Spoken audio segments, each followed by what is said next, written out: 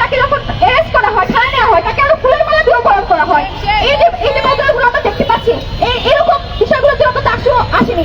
আপনারা, আমি যখনই কোনো একটা কার্যক্রম ঘোষণা করি, কোনো একটা কর্মসূচি ঘোষণা করি, তখন তারা সবসময় বলে হেমা চাকমা ইস্তেহার কই।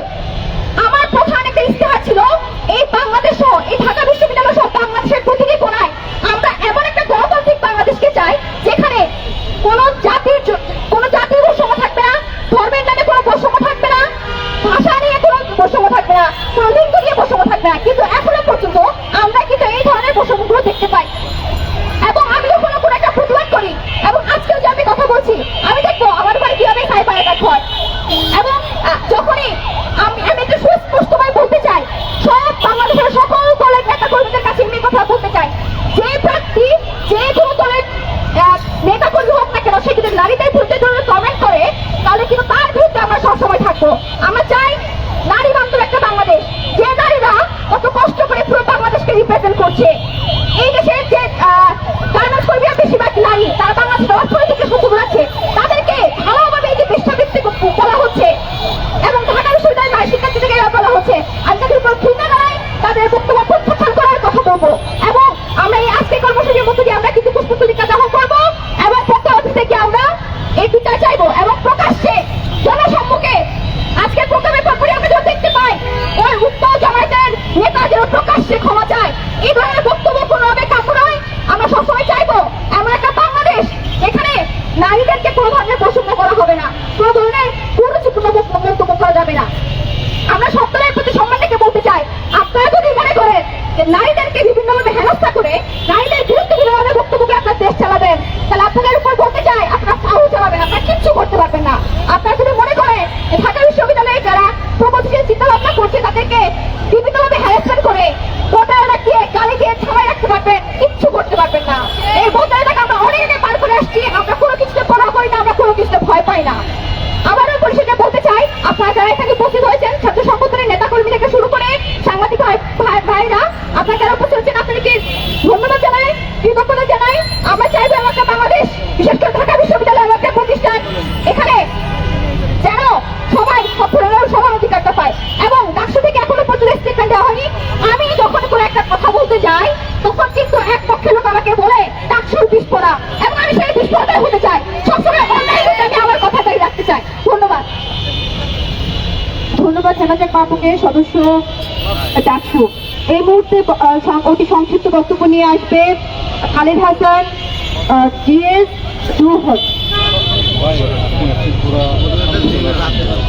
আমি প্রথমে বলতে চাই, আজকের যে বক্তব্য, একটি নির্বাচনী মাঠের ভিতরে যে বক্তব্য দেওয়া হয়েছে, তার মাধ্যমে ঢাকা ইউনিভার্সিটির যেই 46,000 শিক্ষার্থী আছে তাদেরকে এবং আমাদের ঢাকা ইউনিভার্সিটির বোনদেরকে যেভাবে হেনস্থা এবং যেই রকম ভাবে বাংলাদেশের মানুষের কাছে পরিচয় করে দিয়েছে একটি দল, তারা প্রতিনিয়তভাবে ঢাকা ইউনিভার্সিটিকে বাংলাদেশের মানুষের কাছে একটি নিম্নমানের এবং মাদকাসক্ত বিশ্ববিদ্যালয় হিসেবে পরিচয় করে দিতে চাইতেছে। তারা মূলত চাচ্ছেটা কি, সেটা আমার মূলত প্রশ্নটা।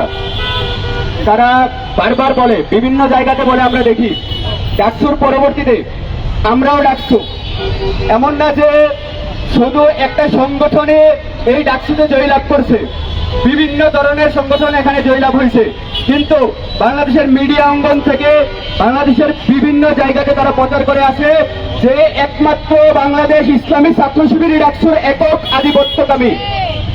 সেই জায়গা থেকে তারা বারবার উল্লেখ করতে চায় যে ডাকসু মাদকাসক্ত।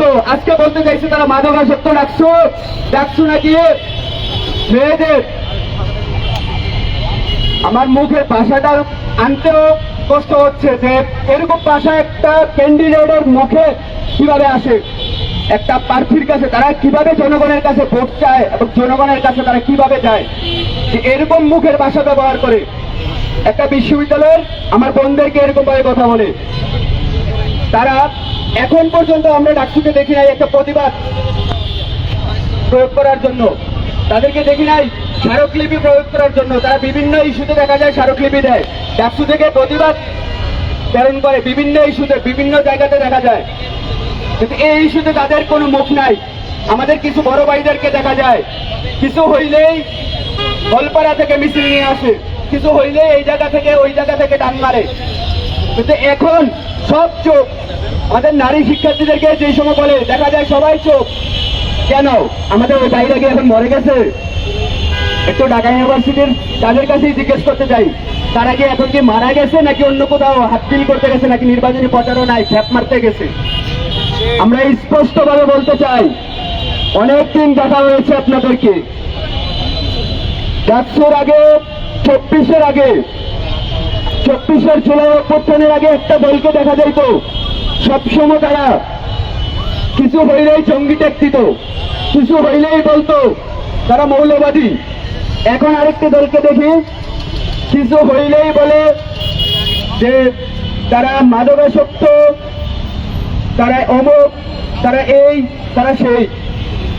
এগুলা থেকে আপনাদের বলবাহিনীকে সরানোর জন্য অনুরোধ করছি। এবং আজকে যে প্রার্থী থেকে এরকম কথা বলা হয়েছে, উনি অনিতবিলম্বে 24 ঘন্টার মধ্যে যদি ক্ষমা না চায় তাহলে আমরা আগামীতে